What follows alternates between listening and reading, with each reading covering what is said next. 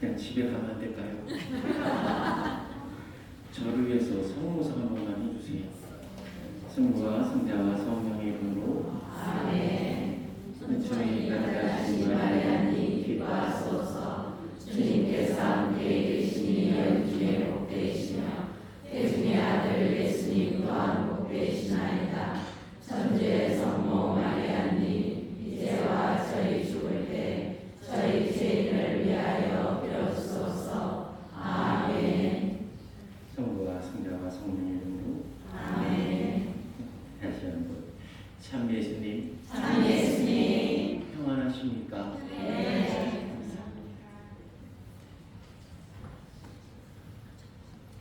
목부터 타는데 물 한 잔 좀 주시랍니다. 제가 한 달 전이나 좀 더 됐을까요? 우리 요세피나 장님한테 전화가 왔어요. 와서 강의 좀 해달래요. 전에 왔을 때는 김준효 신부님이 안 계셔가지고 땜빵으로 미사를 했는데 이번 강의 좀 해달래요. 그때가 이 발령받고 짐 싸고 있었을 때입니다. 근데 그러겠다고 그랬어요. 가주세요. 물 엄청 먹고 가주세요. 그래서 다음이 떠났을 때 어떻게 대답했다고 제가 대답했어요. 근데 한편으로는 기뻤어요. 성령께서 나를 아직 기억해 주시나?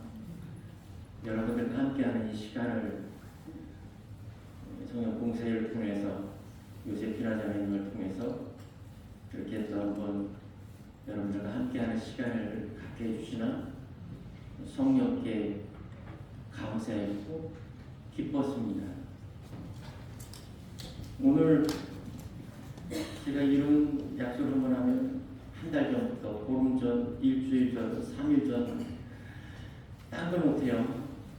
오늘도 그냥 뒹굴뒹굴 하다가 성모단이 4시에 왔어요. 목주기도 20단도 공헌하고 혼자 내려가서 맛있는 돼지국밥 먹고 그래서 여러분 기도에 더 참여를 해야 되겠다 싶어서 기도에 하면서 참이 찬양 기도에 하면서 제 자신 너무 작은 존재임을 발견했어요. 이 추운 겨울밤 성령의 부심으로 하나님 앞에 모인 여러분들 앞에서 이 작은 제가 도대체 무슨 얘기를 할 수 있을까? 이미 참이 찬양하고 기도하시는 여러분들의 그 모습 속에는 이미 하나님의 풍요로움이 가득하신데 제가 이 자리에서 무슨 얘기를 해야 되나? 내가 준비해온 이야기들이 너무나도 미흡하게만 느껴져요. 그냥 집에 가면 안 될까요? 그래서 우리 그러면 도움을 청하는 마음으로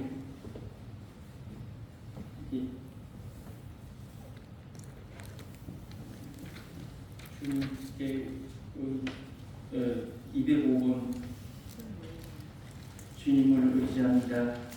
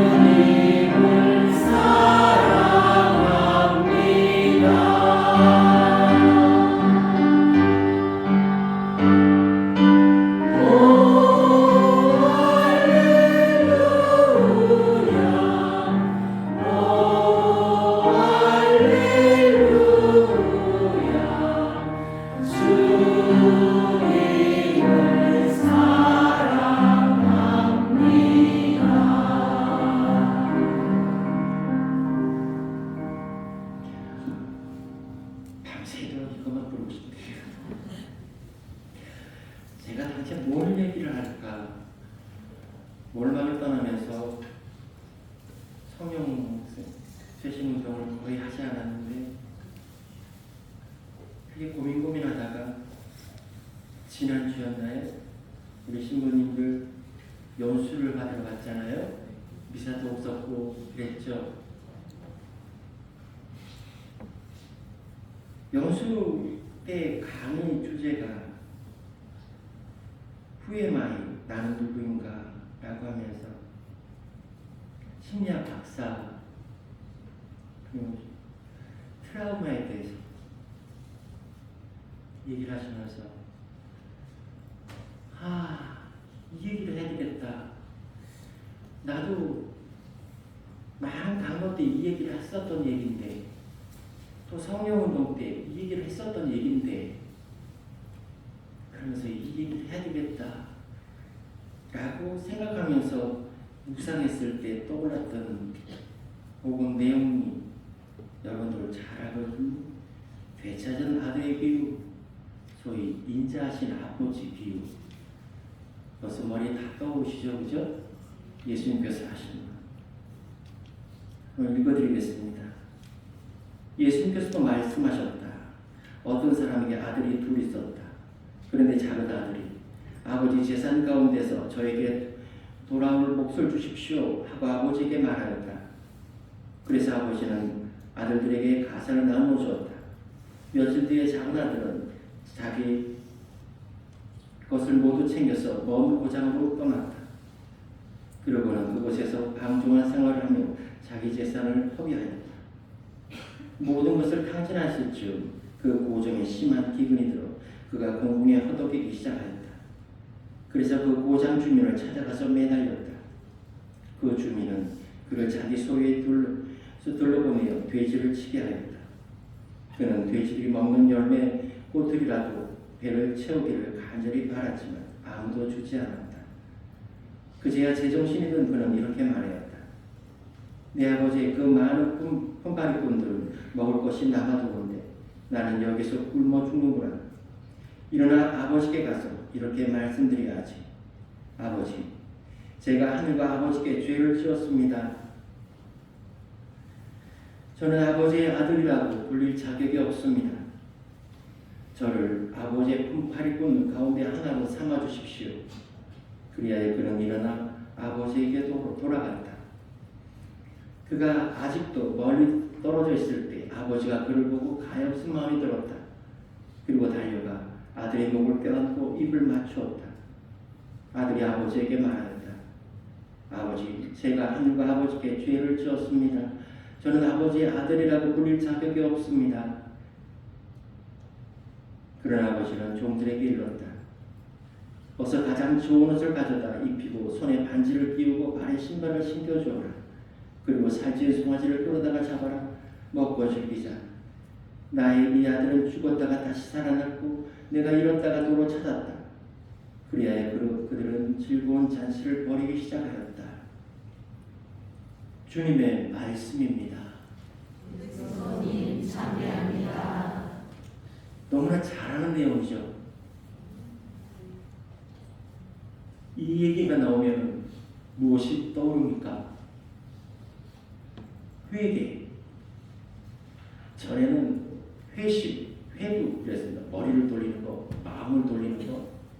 그런데 신학자 교수신 분이 그것보다 더 확실한 건 발걸음을 옮기는 거다. 그럼 맞추면 회족인가? 회개를 의미하는 거다라는 이야기는 우리 교우들 다 잘 아실 거예요. 다 잘 아시니까 이 내용에 대해서 이야기하기가 더 쉬울 수도 있어요. 한번 상상을 해봅니다. 아들 둘이 있는 아버지가 있었는데 종들도 있고 굉장히 부자였던 것 같아요. 어느 날 재산을 나눠달라고 합니다. 둘째 아들이. 요즘 너무나 흔하죠. 이런 일들이. 뻔히 부모님 살아있는데 재산 나눠달라고 하는 그렇다고 합니다. 예수님의 비유 말씀에서는 아무 이유도 없이 아무 꾸지람도 없이 반 나눠 줬다 그래요. 선택의 자유를 준 거죠. 그 얘기를 하려는 것이 아니라 작은 아들의 잘못은 무엇입니까? 아버지의 재산은 아버지가 주신 거기 때문에 그걸 가지고 나가는 건 잘못은 아닐 거예요. 그런데 그 잘못은 아버지를 등졌다는 거죠. 집을 나갔다는 거예요. 점점 더 그 죄가 커집니다. 그게 뭐게요? 아버지로부터 점점 멀어집니다. 멀어지게 했던 이유는요, 재물 가지고 펑펑 쓰니까 사람들이 몰려옵니다. 매일같이 잔치를 벌이고 매일같이 공개 자기가 스타가 된 것 같고 사람들이 자기를 칭송하고 사람들이 자기에 몰려옵니다. 너무나 신났죠. 그럼 그럴수록 아버지에서 멀어져 가고 있다는 거죠. 그는 자신의 뒷모습을 보지 못했다는 겁니다. 결국에는요, 재물이 다 탕진됐을 때 주위에 아무것도 없었다. 어떻게 됐어요? 배가 고팠다는 거죠. 그렇게 먹고 나시고 돈이 많았을 때는 먹고 남는 거 먹고 그냥 버리기도 하고 뭐 사람들한테 막 뿌려주기도 하고 그랬던 둘째 아들은 아버지의 재산을 그렇게 다 쓰고 나니까 아무것도 없었을 때 아무도 자기를 찾아오지도 않고 더 이상 아무도 자기를 반겨주지도 않고 전에 함께 놀았던 그 사람들한테 찾아가서 반겨주는 아무도 아는 척도 안 하고 문전박대를 하죠. 소위 거지가 되어버렸죠. 돼지치는 일을 하려고 해도 사람들은 도와주지도 않습니다. 마지막에는 주염나무를 먹으려고 했죠. 주염나무를 먹었나요? 아무도 주지 않았다. 근데 지금부터 하고자 하는 얘기는 지금부터인데 이런 경우들이 우리들은 많지는 않을까요? 하나님께 나는 모르게 아버지께로부터 멀어졌던 느낌을 가졌던 돌아보니까 하나님과 너무 멀리 떨어져 있었게 됩니다. 비록 내가 죄를 짓지 않아도 내 환경이 내 여건이 이상하게 하나님과 멀어져 있었고 너무나 세속적인 생각에 세속적인 풍요로움에 세속적인 근심 걱정에 너무 젖어 있어서 하나님이 나에게 멀어져 있는 어느 순간 고독하고 외롭고 공허한 느낌을 들은 적은 없는지요? 성당에서 미사 참여하고 기도할 때 너무 좋아서 그래서 복음을 전합시다. 감사합니다. 그리고 돌아섰는데 집에 오자마자 자기가 겪어야 되는 현실적인 문제 그대로 서 있을 때 미사 참여한 지 10분도 1시간도 안 지난 그 상태에서 또다시 인상이 찌푸려지고 힘겨워지고 어려운 현실 속에서 아둥바둥 착하게 살려고 했는데 사람들하고 다투기도 하고 뒷담화도 하고 시기 질투도 하고 여긴 그런 거 없구나.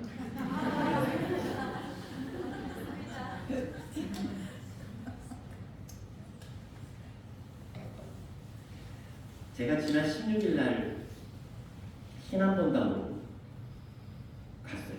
저 놀랬습니다. 신암성당이 제가 국민학교 3학년 제가 그때 초등학교 국민학교 있었을 때 신암성당에서 세례를 받았어요. 그게 몇 년 전이래요? 50년 전이에요. 저도 원래 환갑이에요. 와. 그래서 저도 30년 전, 40년 전, 50년 전 얘기할 나이가 된 것 같아. 동기들 얘기해보면 막 얘기하다 보면 30년 전, 40년 전 얘기하고 그러는데 50년 전에 그분단에서 세례를 받았어요. 그런데 신부가 돼서 뭐 횟수는 33년 차 환갑됐을 때 그분단을 왔어요. 고향으로 온 것 같아요. 그런데 다른 느낌은 종착역에 온 느낌. 그 느낌 아시겠어요?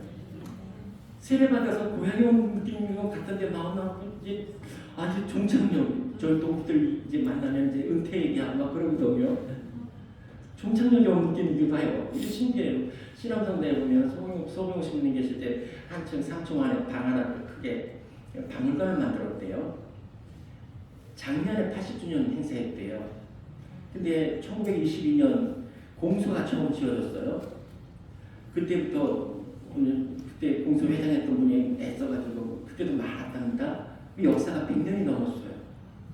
제가 초등학교 국민학교 3학년 때 그때 세례 받을 때만 해도 신암성당이라고 하고 그리고 파티마 성당이라고 했어요. 혹시 기억하실지 모르겠지만 종탑 위에 5m가 넘는 성모상 파티마의 성모상이 올려져 있었어요. 그래서 그 밑으로 차가 지나갈 때 그 성모상이 보였어요. 그래서 파티마 성당이라고 했어요.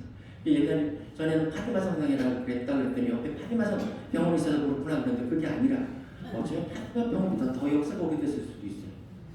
그 주위에 성당이 아무것도 없었거든요. 한때는 계산성당, 참덕성당, 대흥성당, 신암성당 이렇게 4개밖에 없었을 때가 있었어요. 네. 지금 보면 너무 반가워서 할머니 보고 얘기했던 분들 여기 다니신 지 얼마나 됐어요? 80년 됐어요. 처음 지금 성당은 40년 전에 박도식 신부님이 새로 지으신 성당이고 제가 다녔을 때는 그때 성모상은 이제 뭐 부서져서 땅속에 묻었대요. 파티마 성당이라고 불려졌어요. 제가 국민학교 3학년 때 여러분 보시다시피 제가 좀 많이 애겼잖아요. 4살 때부터 제가 아팠어요. 제가 월막에서도 이걸 몇 번이나 얘기했는데 자반증이라고 해가지고 다리에 막 멍이 생겨요. 열이 터지면 코피가 막 생겨요. 어머니가 코피 터진다 그러면 배알을 갖다 놓고 솜을 미리 어머니가 2초, 4초 만에 막 땡땡해요. 저도 요즘 조금 이게 뭐냐 흠이 있는데 하도 양쪽으로 솜을 막아서 흠이 좀 있어요. 아직도 뒤로 제끼면 피 잘못 넣으면 죽는다고 뱉어내요. 그래서 배알을 갖다 놔요. 흥건히 젖어요. 그럼 뽑으면 다시 넣고 뽑으면 다시 넣고. 어머니가 옛날에 이상한 불교였어요. 이상한 불교에서 이렇게 점장이 찾아가고 점장이 찾아가서 내 새끼가 좀 아프다고 점장이 하는 말 종교 바꿔라. 저희 집에 대형동이었는데 그때 신암성당밖에 없었어요. 나중에 들은 얘기인데 세례도 받기 전에 제가 초등학교 3학년 그 전에 어머니가 나 코피 터질 때 택시 타고 신암성당 가서 성당에 그냥 앉았대요. 막 울면서 우리 내 새끼 좀 살려달라고. 그게 뭐예요? 성취적이잖아요. 우리 어머니 교리보다도 성취적을 먼저 터득하셨대요.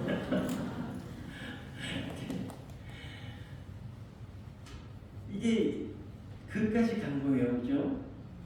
저 중학생 때까지만 해도 죽고 싶었어요.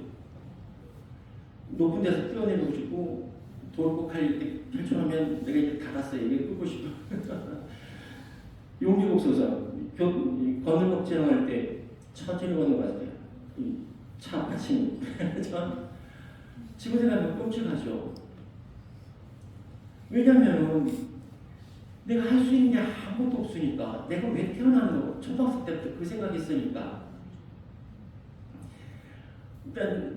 난 뭐 공부도 할 줄도 모르고 머리도 나쁘고 공부하니까 또 코피 터지고 코피 터지니까 초등학생 때 운동회는 그냥 체육 시간에 운동장에도 못 나갔었어요. 그때 교실에 그 여학생 하나 영약한 나중에 한 10여 년 전인가 초등학생들 동창들 소문이 들어오니까 죽었대요. 그땐 결핵이었대요. 저는 나중에 고등학생 때 또 신학교 들어와서 가만히 생각해 보면 초등학교 3학년 때 세례 받고 그 다음에 2년 뒤에 저희 선친 세례 받으시면서 나 코피 터지는 것 때문에 자반증이라는 이 병 때문에 어머니 하나님께서 우리를 성가족으로 만들어 주셨구나.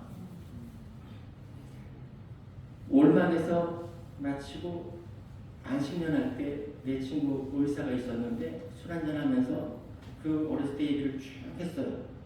이 친구가 술을 기울이지도 않고 가만히 몇십 분 내 얘기를 듣더니 종현아, 그거 기적일 수 있다. 다리 멍이 자꾸 생기고 피가 멎지 않는 건 혈소판의 문제고 그것은 결핵의 일종이다. 어렸을 때 4살 때부터 초등학생 때까지 그랬으면 10년 이상 그 시대에 그랬으면 10명 중 8, 9명은 죽는 거다. 저는 그 전까지는 제가 아픈 것 때문에 하나님께서는 그걸 통해서 우리를 성가정으로 만들어 주셨구나라고만 생각했지. 그 친구 얘기 듣고 깜짝 놀랐어요. 2018년도가 제가 아침년 하는 날이었어요. 성모당에 매일 왔었어요. 성모님, 당신이 저를 살렸습니까? 왜요? 한 열흘 동안 오다가 딱 끊었어요. 어렸을 때 죽었으면 지금 저 성모님 옆에 이렇게 있을 텐데. 마리첼리노 빵과 포도주의 마리첼리노처럼. 아닌가요? 아니었을 거예요. 왜냐하면 그때 나이는요, 제가 초등학생 때 다른 애들 운동장에서 막 뛰어놀았을 때 나는 회의에 차지. 내가 왜 태어났나? 국민학교 3학년 때 세례를 받았지만 신앙심이 깊은 것도 아니고 왜 내가 태어났나 맨날 코피 흘리고 부끄럽기도 하고 신문에서 초등학생 동창들 때 만났을 때 나를 내 이름을 안 기억하고 코피 그러면 다 기억하더라고요. 야, 너 때문에 나 요양실 가서 나 잘 놀았다 그러는 거야. 뒤에 있잖아요. 조민이 데리고 요양실 가고 초등학교 요양실 있잖아요. 거기 가서 어른이 돼서 그 얘기 듣고 부끄러운 거예요. 내 이름 기억하는 사람 아무도 없고 코피 그러면 알고 있고. 근데 어린 마음은 어떻겠습니까? 친구도 없고요. 그냥 나 혼자서 코피 흘려가면서 손 틀어막고 자다가도 나고 학교에서 돌아오는데도 나고 학교 가다가도 나고 수업 시간에도 터지고 그 어머니 늘 하기 좀 저예요. 선생님만 찾아가서 뒤에 소음 이만큼 뭉칠 교실 뒤에다 놔두고 내가 왜 태어났을까? 학교에 쓸모가 없는 나인데 왜 태어났을까? 공부도 지지도 못하고 운동도 못하고 그랬는데 중3 때 아버지가 돌아가셨어요. 주일학교 친구들이 나중에 얘기하더라고요. 그 다음에 내가 더 영세주의자였는데 중학교, 고등학생 때 그때 한 반에 60명, 66명이 있는데 나하고 안녕이라는 인사도 안 했던 친구들이 한 반에서 4분의 3이 넘었어요. 친구들이 나만 보면 짜증난다고 그랬어요. 무슨 생각하는지 그냥 구석에서 창문 밖을 멍하게 보고 아무것도 의미도 없었고요. 아무것도 할 의욕도 없었고요. 사람들이 왜 공부하는지 그것도 모르겠고 아무 의미도 없었어요. 고등학교 2학년 매일 행복했던 것이 성당에서 앉아있어요. 대연성당 옛날 십자가 이렇게 앉아있으면 지금 생각하면 그 꼬맹이가 뭐가 그렇게 좋은지 십자가가 불편하잖아요. 그죠? 가장 불편한 자세. 어떤 성당은 또 이 십자가 갖다 줄에 또 매달아놨어요. 천장에. 그럼 모래도 보지 못하겠어. 동호성당이라고. 세상에 제일 불편한 자세는 제가 본 자세 중에서 순교하신 분들 중에서도 뭐 막대 꼽히고 그건 더 하시겠지만 근데 어린 마음에 이렇게 앉아있으면 예수님이 십자가 위에서 내려오셔서 나를 평온히 알아주시는 것 같았어요.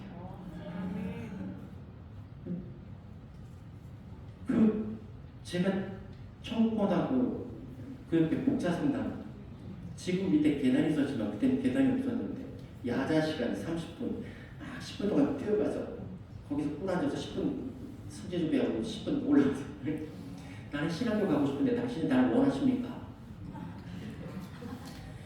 원하시면 새끼손가락 하나 갖다 해주십시오. 그때 십자가 새끼손가락 갖다 댔었으면 제가 대나무 들고 근데 고등학교 2학년 때까지는 전 최악이었어요. 할 줄 아는 것도 의욕도 없고 뭐 친구도 없고 뭐 근데 그까지 간 거죠. 하느님이 보시기에 아이고 이 불쌍한 놈아 신학교 가야 된다는 게 나한테 당연했어요. 나한테 즐거웠던 게 성당이었으니까 십자가 안이었으니까 신학교 들어갈 때 면접 볼 때 원장님이 왜 신학교 들어가려고 하냐 성서 담당 신님이 그 질문 나오면 복음선포 때문이요 라고 대답하라고 그래서 복음선포 때문에요 그랬더니 그거 말고 네 생각에 그랬더니 난 이만큼 나온 게 팔자라고 생각합니다 그러니까 팔자라는 말은 불교용어잖아요. 그럼 잘릴까봐 이게 당연하다고 생각합니다. 난 신학교 가야 됩니다. 신부 떼야 됩니다. 떼야 됩니다라고 생각했어요. 신학교 때 제일 어려운 게 시험 공부였죠. 그 외에는 아무것도 어려운 게 없었는데 그렇게 군대까지 줘서 10년 만에 신부 됐어요. 신부 됐어도 벌써 33년째. 요 순간에 하나님께 박수 쳐도 됩니다. 이 부분이 중요한 겁니다. 둘째 아들이 배가 고파서 돼지의 지엄나물이라도 얻어먹으려고 했던 요 순간을 얘기하는 거예요. 요 순간이 굉장히 중요합니다. 둘째 아들은 그 순간을 처했을 때 했던 얘기 아버지 집에는 먹을 게 많은데 종들도 다 먹고도 남는데 내가 하느님과 아버지께 죄를 지었구나. 대관에 가서 밥 달라고 그래야지 라고 한 게 아니라 아버지의 집이 어떻다는 걸 깨달았어요. 그렇게 집 나오기 전까지 그곳에 살았던 자신의 모습을 다시 깨달은 거죠. 달려가서 당신이 종으로라도 써달라고 해야지. 이 고백이 대단히 중요합니다. 여러분 여기 심장에다가 손을 얹어보세요. 이렇게 쓰다듬어 보세요. 그리고 조용히 아니면 속으로 자기가 자기 이름을 불러보세요. 요하나 저를 부르지 마시고 여러분 스스로 여러분 자신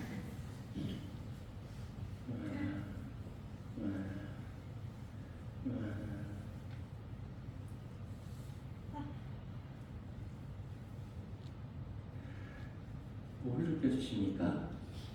여러분의 심장은 건강하십니까? 네.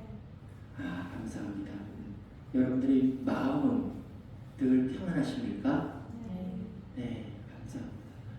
여러분들의 가슴은 늘 하나님 면에서 뜨겁습니까? 네, 감사합니다. 근데 아닐 수도 있어요. 가만히 생각해보면 나 자신을 자꾸 이렇게 생각해보면 내 마음에, 내 가슴에, 내 심장에 자꾸 어렸을 때부터 받았던 상처들, 나한테 받았던 미움들, 내가 그 누군가를 싫어하고 미워하는 그 누군가가 떠오를 수도 있어요. 그럴 수도 있습니까? 아무도 없으면 내가 재미없는데. 맞아요. 여러분들은 기도하실 수 있는 분이기 때문에 많이 치유되셨을 거라. 근데 우리가 살아가다 보면 난 하나님만이 잘 살고 싶은데 어디 누가 와서 나를 다쳐 비차고 깨지고 엎어지고 내 마음의 상처들이 쌓이고 쌓여서 그것을 보고 의학용어로 트라우마라고 해요. 근데 그게 쌓이면 그게 분노가 돼요. 예수님이 왜 죄를 짓지 말라고 그러셨게? 내 마음에 상처가 많으면 분노가 쌓이면 하나님의 사랑을 알아보지 못해요. 오늘의 둘째 아들은 아버지의 집에는 먹을 것이 많은데라고 아버지의 집을 먼저 인정하고요. 내가 하나님과 아버지께 죄를 지었구나 자신을 인정하고요. 아버지께 가기 시작합니다. 이 얘기는 단순히 예수님께서 자신 비우시지만 아주 힘든 순간이에요. 이렇게 용기 있는 사람들이 드물어요. 많은 사람들이 왜 하느님은 남들한테 그 흔한 돈도 많이 주면서 나한테 돈 안 줘? 남들은 항상 30평 이상 아파트도 많은데 나는 왜 내게 주면 맨날 월세야? 하느님은 남들한테 다 사랑하면서 왜 나만 사랑하지 않아? 여기 머무는 제가 학상 수료할 때 왜 나는 그렇게 맨날 남들 것도 못하고 맨날 붓기만 알고 약하고 머리가 아프고 공동 못하고 운동도 못하고 이럴까? 그렇게 자기가 막 빠져 있었으면요. 지금 아마 알코올 중독자에 걸려가지고 거린이 되어 있을 수도 있겠죠. 알코올 중독으로 죽었을 수도 있고 심장마비로 죽었을 수도 있고 우리는 많은 경우에 왜 이거밖에 안 되라고 얘기하면서 그렇게 나자빠진 사람들 제일 흔한 분들이 누구야? 냉담자들. 성당에 가보니까 그때 보고 없더라. 가보니까 뭐 재밌는 것도 없더라. 그래서 성당도 안 나오잖아요. 안타깝죠? 여러분들은 이 월요일날 신부마저도 쉬고 있는 이 월요일날 밤에 이 추운 겨울에 이 자리에 왜 있는 겁니까? 예수님 만난다고요. 그렇지. 좋아서 그죠? 누가 말려? 내가 신학교 가듯이 여러분들이 이곳에 오는 것은 누가 말려? 하느님이 좋아서 그죠? 하나님 안에서 기쁨을 찾기 위해서 왜? 다른 데서 찾는 기쁨보다 여기서 찾는 기쁨 못하니까. 아주 오래전에 타겟들끼리 결혼을 했는데 젊은 사람들이 부부싸움을 한대요. 부부싸움을 하면 그렇게 표현한 거예요. 여자가 남자 쪽에. 나는 당신 때문에 내 영혼이 다쳤어. 당신이 그렇게 행동하는 것 때문에 내 영혼이 다쳤어. 라고 얘기하는데 낫게요 틀리게요? 이번에 심리학 박사가 얘기하기를 영혼은 다치는 게 아니에요. 왜? 하느님이 주셨거든. 우리는 영적인 존재거든요. 인정합니까? 네. 나는 죽어서 지옥 간다는 사람. 이제 손 들면 안 돼. 이 손 잘려. 세례를 받은 우리들은 다 천국 가요. 아멘. 아멘. 내가 잘나서가 아니라 예수님의 보혈의 피로 지난 주일 나는 소금이다. 나는 빛이다. 너희는 세상의 소금이다. 너희는 빛이다. 내가 왜 소금이고 내가 빛이야? 우리가 믿는 예수님이 소금이고 빛이기 때문에 내가 거기 속한 사람이기 때문에 나는 영적인 존재이기 때문에. 근데 사람들이 많이 착각하기를 어렸을 때 받은 상처들 때문에 누군가 미워하는 것 때문에 누구에게인가 시기에 질투받고 모함받는 그것 때문에 어두워진 마음, 어두워진 그 경험 때문에 내 영혼이 흐려진다고 생각을 해요.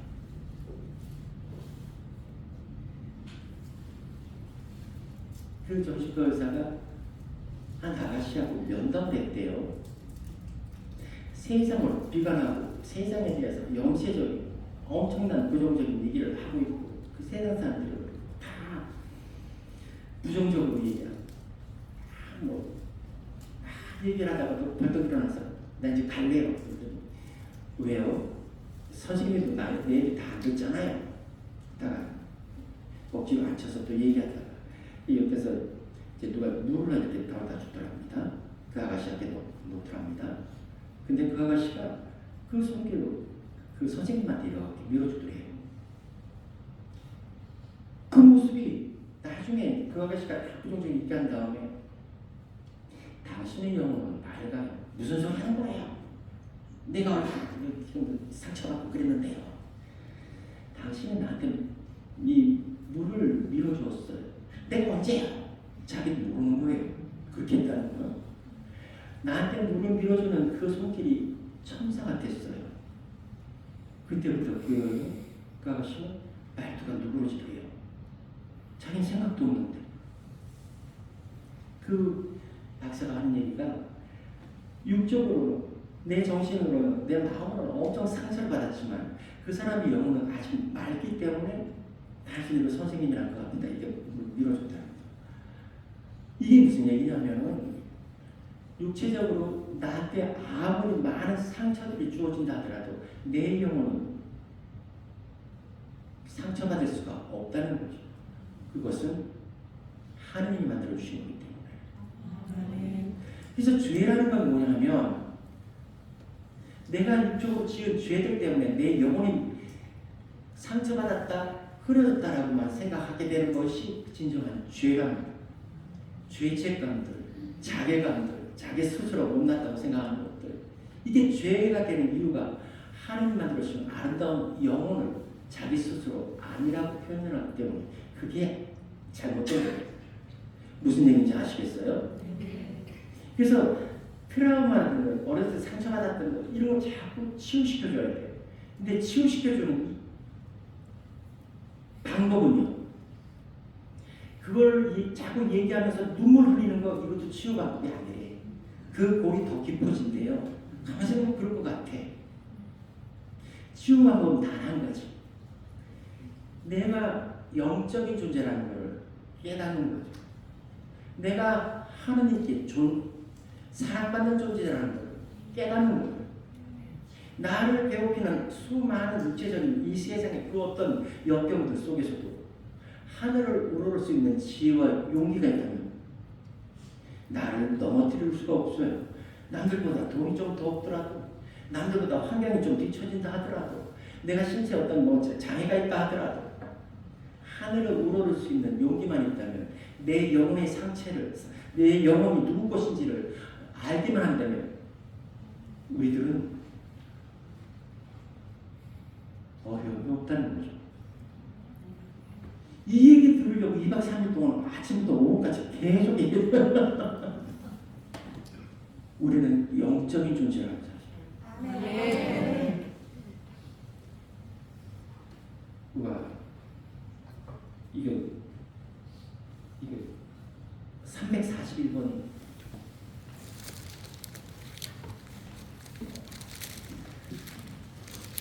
왜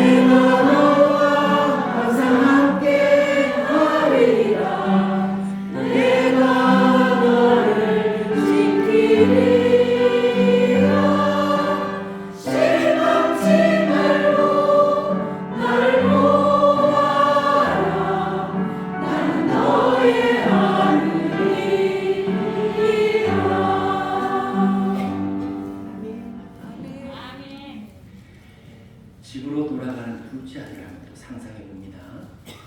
거짓골이 됐어요.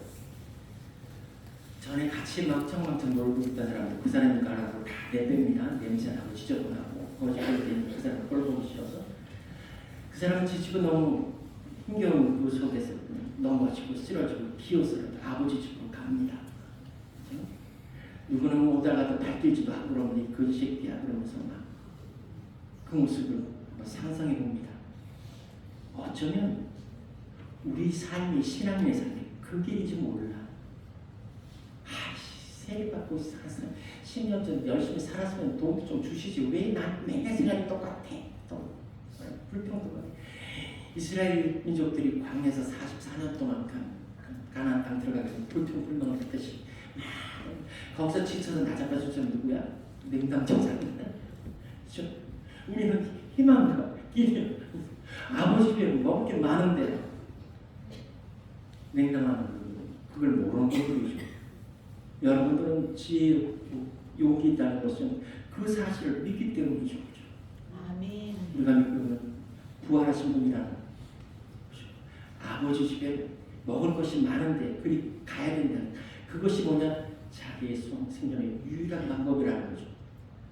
그러지 못한 사람들은요. 내가 아버지 집에 가면 어떻게든 맞아 죽겠지. 아버지는 성격이 들어온 사람인데 그것도 제사 많이 들어왔는데 하나님 내 살려주지. 내가 자존심이 있지 어떻게 또 그런 일하면 아버지한테 가노. 평생 돼지 지옥나무를 엎쳐먹었겠지. 그거 왜 이러냐? 아버지가 나 집 나온다고 때 붙잡지 왜 그냥 놔둬가지고 나는 이 지경을 만들었나. 맨날 죽을 때까지 아버지를 원망해서 죽이고 많은 부모님들이 거기 수준에서 머물러요.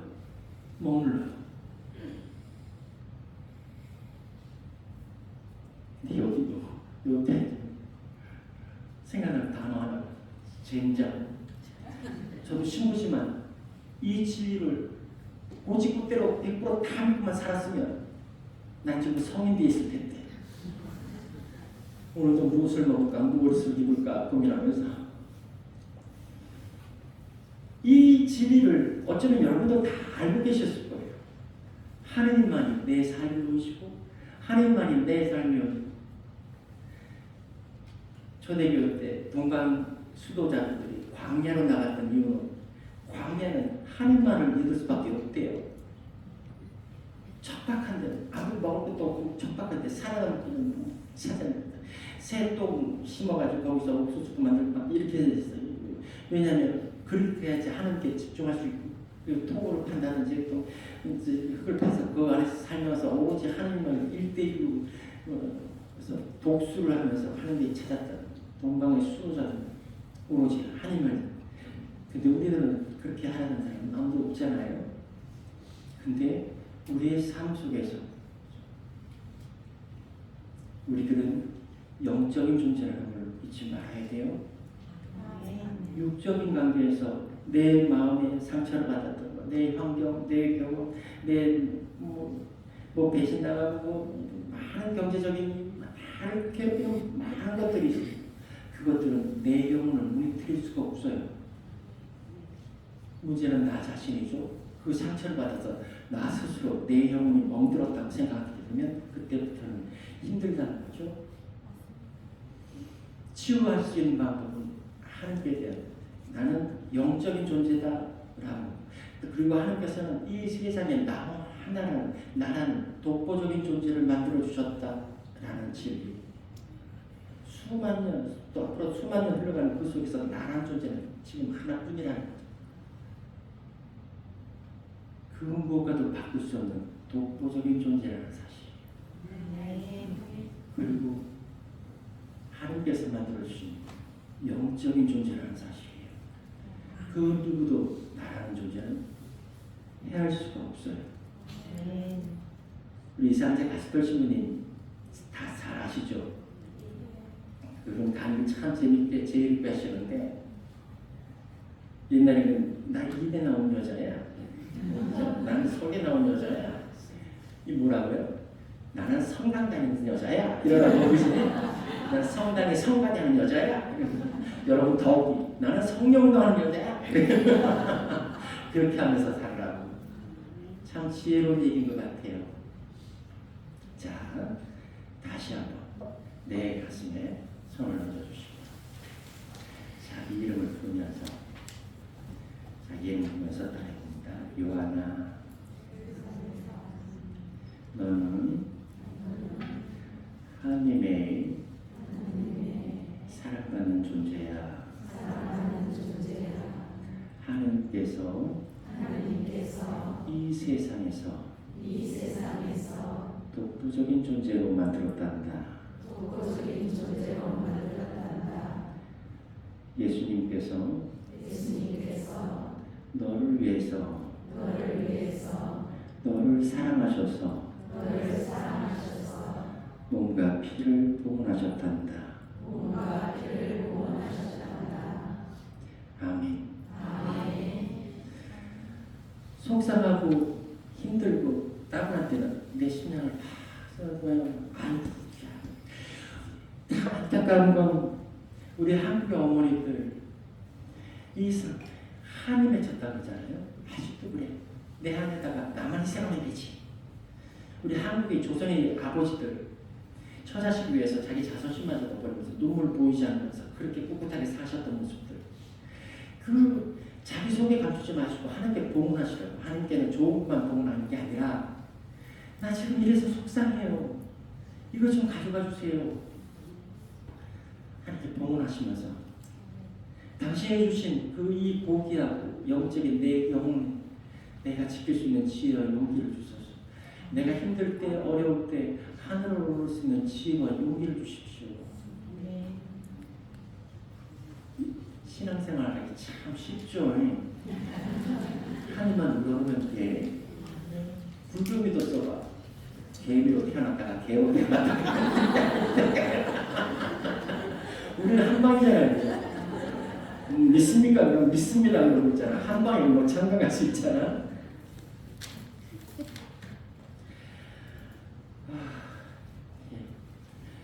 이 간 끝나고 안수가 이루어져 있는데 좀 땡겨서 20분 좀 쉬고 미사하고 안수합시다.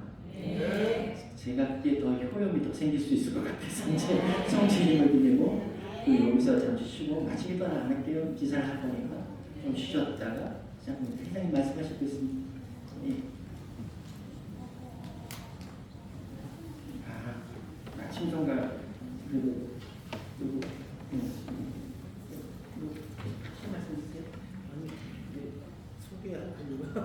소개? 아니요, 이제 시간 안내하기 전에 신부님 수고하셨다고 멘트하려고 그랬죠. 네, 우리 은혜로운 강의를 해주신 손재경 요한 신부님께 큰 감사의 박수